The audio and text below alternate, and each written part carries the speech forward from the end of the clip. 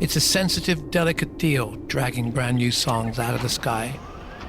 Trading ideas, accepting some, storing others in the maybe later bag, moving on and along with hardly a plan. During the Zepp years, I never imagined a full-scale album project without the other guys, and even less the idea of new writing partners. But then, since 1981, I've enjoyed many amazing, exciting musicians in the sharing, in the writing, in production and engineering. Men and women who encouraged and enlightened, introducing me to crazy curves I could never have imagined. For this podcast, I'm going to be picking out some songs from here and there along the way, mixing constant shifts in sound and intention from across this long old time. There's a story in all of them. I'm Robert Plant, and this is Digging Deep. Hello, my name is Matt Everett, and I'm very pleased to be welcoming you to Episode 2, Season 4 of Digging Deep with Robert Plant.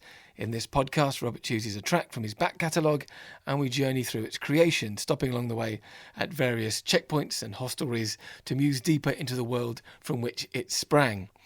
Today is a song called Rude World. Like a few of the songs in the podcast, it's a collaboration, and like all of the songs in the podcast, there's an interesting story attached. The track was written by Ptacek, a singer, songwriter, and remarkable slide guitar player from Tucson, Arizona. Many people, including Robert, were impressed by his skill and style, and in fact Robert enlisted him during the sessions for the recording of his 1993 album, Fate of Nations. Now, in February 1996, Rainer was diagnosed with a brain tumour, and mounting medical costs prompted a benefit album from which this song is taken, recorded by Robert Plant with Rainer and Jimmy Page. And June the 7th, 2021, would have been his 70th birthday.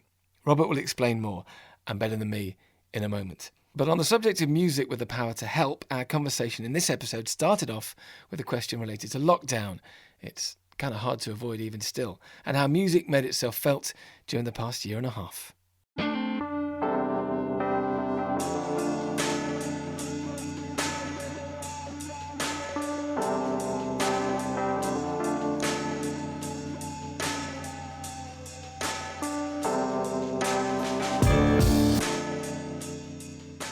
In terms of what we've all just been through and what some of us are still going through this lockdown and stuff, lots of people turned to music. I know they did. There was some people turned to music that was really familiar as a kind of comfort, and some people turned to music that was brand new to kind of keep them engaged. Did you find yourself listening to more stuff? Did you find yourself, were you drawn to different kinds of music over the past year when you haven't been able to go and play? Well, it's interesting, really, yes. Depending on my mood, I would go to, the mood would call me in and call music into me. So I'd be very happy listening to Goretzky and going, oh God, this is crazy. How do I get out of here? I keep looking at maps. Right. And talking about countries that no longer exist, who've changed their names 3 times with different currencies and different talking about philately, stamps, places way over yonder, looking more and more, reading more and more about faraway places. And then I would associate myself, I think, I never even thought about it until you mentioned it now, with times in my life which had really deep resonance. And I would go to those eras, not particularly specific songs, but and voices too. Especially voices. People who could really shape what they were writing about without any restraint. I don't mean Little Richard, but I mean people who are actually laying down some poignant, heartfelt stuff, and they could sing it so that it would be almost no vocal performance, or at the right time it would be this amazing, not explosion, but the expression of it all. Yeah. Hearing people, Charlie Rich, the way he sings, insane. The whole idea of actually being, my songwriting is it just goes in a straight line. The idea of actually me taking on the guise of somebody who's been in some situation that you can only watch from afar. Okay. it's more than I could even imagine to voice somebody else's condition and actually be them in the song, which I think is a really, I mean, Dylan forever Dylan, rough and rowdy ways that, It's a good record. Oof. So there you have people who've lived a life and they are actually telling it, And there's no la la la. There is la la la, but what is that opening track on Dylan's record? I contain multitudes. It's just he's able to, whimsically almost, I would say, tells us the story of what he sees of himself and how he sees other people seeing him. First time I heard it, it was in the middle of the lockdown ease, and I was driving somewhere, of course, in Suffolk, and I just put the record on, and I just went, well, this is the story of all of our lives, except for he's taken the bends in a totally different way, the curves, which is tremendous, very moving. And yet, who knows, he could have probably written for about a week in that idiom, that way of seeing it all, It's, very special writing for now.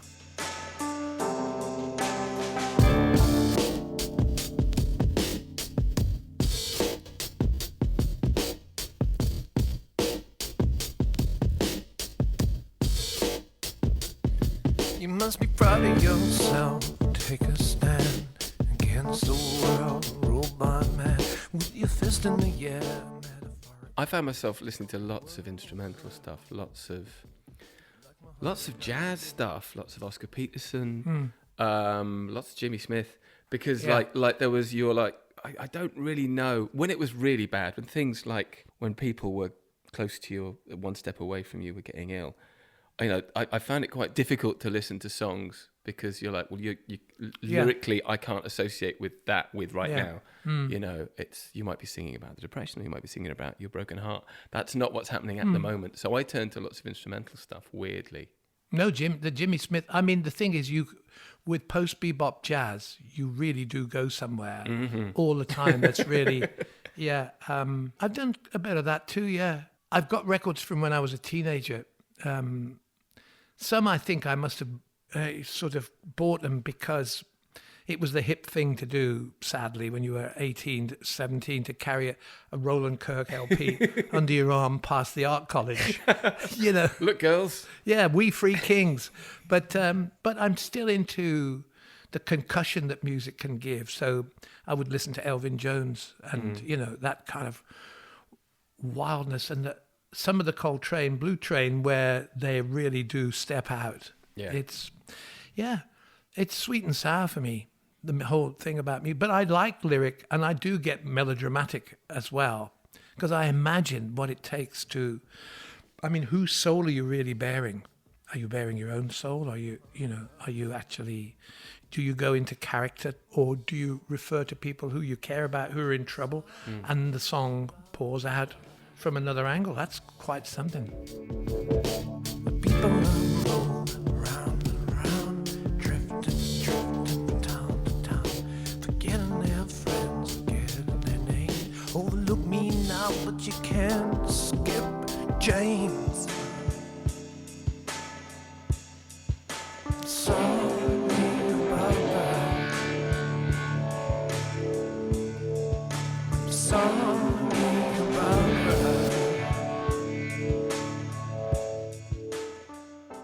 This week's song is Rude World, which is from a tribute record.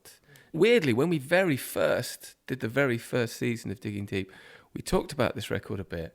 Rudy with a Flashlight. There's a song on this compilation album, performance by Evan Dando, that I think is just one of the most brilliant, strange, seemingly unplanned, loose, little beautiful snapshots of a song. True. There's a real story about this album and the guy who it was done for. Can you tell me about it? Because I wasn't that familiar with his story till then. No. I saw this guy, Reiner. There was a little bit of an underground conversation about this guy's style as a guitarist. And so I went to a club in Highbury about 1990, 91 or whatever it was. And he had a resonator guitar and a couple of pedals. And he had this kind of, he could transport what you might have thought was a blues idiom piece, which we've all heard, that sort of thing. So we say, oh, that's nice playing and all that. But he was able to capture parts of it, sample it, let it roll, and then play on top of it in a very interesting, original way. So I just went away from there, and I went to see him again. And then when the time came, I was recording Fate of Nations, and I contacted him and said, are you likely to be in England soon? And he said, not really. I said, well, would you come and play on the record? So he came to Rack Studios, and he spent, I think, the best part of 3.5 hours with me. And we just did anything we wanted to do. Just left the mics open and just sang and played. And it was great because he was not... He was actually a guy who worked in a brilliant musician, an amazing character, whose whole gig was renovating vintage guitars in Tucson, Arizona. Oh, so that was his kind of job? Yeah. Oh, awesome. Well, I think he was part of Giant Sand with Hal Gelb, or he was in a group with Hal Gelb, and then Hal disappeared off someplace. And so he had this really remarkable and original process of playing and getting it over. I felt kind of a bit like a kind of klaxon. Oh, baby, because when he sang with this kind of beautiful lilt, and he was a smaller guy, and he had this way, so the guitar was doing the talking. The interaction between his voice and his hands was really good. And then I spoke to him one time, and he'd fallen off his bike on the way to work or something like that, and they found he had a brain tumor. So I think there was a guy in New York at Atlantic Special Products in those days. There was a department. I think it more or less became the sort of the other side of Warner Brothers, which would be David Byther department of recording artists who, weren't going to be part of the mainstream ever. But so Yves Beauvais, a French guy, was working in New York, and we spoke together about the idea of trying to raise some awareness of his music and putting the money into his medical costs. So yeah, because he couldn't afford his no. Well, the thing about that there was that in the States is when you've only got medical insurance for a particular period of time, and then you're on your own. That same thing happened to Arthur Alexander, who did Shot of Rhythm and Blues and all that sort of thing. Same thing happened. His insurance ran out. So we started putting together people who might be interested, and that's when Evan Dando chose Rudy with Flashlight. So Madeleine Peyroux was being heralded then through Atlantic as exactly what she is, magnificent. So she appeared on it, and Emmylou did The Good Book. Right. Wow, that's some song. I mean, Reiner had these fantastic little terms that he threw into his songs, little lyrical catches that spun round. Like on Rude World, he's talking about how glorious leaders, and his great line is, you can overlook me now, but you can't skip James. Yes, I was going to ask about that line, which is brilliant. Yes, it's tremendous. It's so you can imagine him musing along and coming up with these little vignettes which he could put into the song, which was such a groove. And how wonderful to find that we were busy recording. It might have been parts of the unleaded No Quarter record with Jimmy Page at Rack Studios, and we had time to spare, and we just cut it for the record. And it's great. I mean, Jimmy's guitar is absolutely out of this world. It's so good. Yeah. And the drumming. And the great thing was that Charlie Jones played bass with us. Michael Lee playing drums. We had this. We were able to spin effects and overcook the snare and do stuff that Jimmy and I would not have done in our normal relationship as songwriters and players. So we had these other influences coming in, which made it quite a good sound and a good place to go. It's a really interesting sounding record, as well as being kind of Yeah. lovely as well. Yeah. Did you speak to him much? Kind of. Reiner. Yeah. Yeah, well, he things abated. He got better for a while. Spoke to him, and whenever I think he got about a year's grace out of it. And in fact, he's got a website still, and so his music is there. It's not just searching for it on YouTube. It's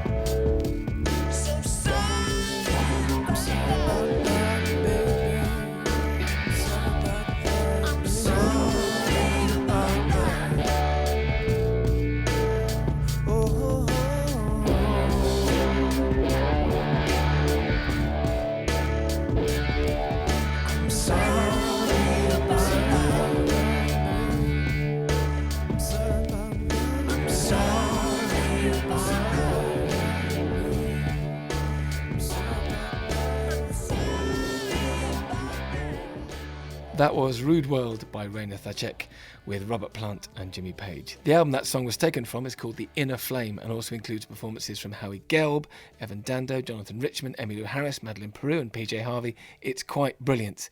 You can get it now on streaming services, so listen to it there, but maybe also go and buy it from Bandcamp. Just a suggestion. And as Robert says, if you go to rainermusic.org, you can find out more about the man and his incredible music. We hope you've enjoyed listening. We'll be back soon with another episode, and I believe we'll be talking about Richard and Linda Thompson.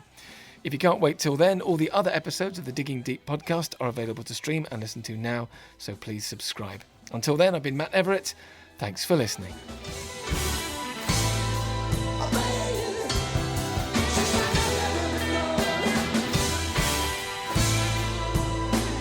This has been a Cup and Nuzzle production.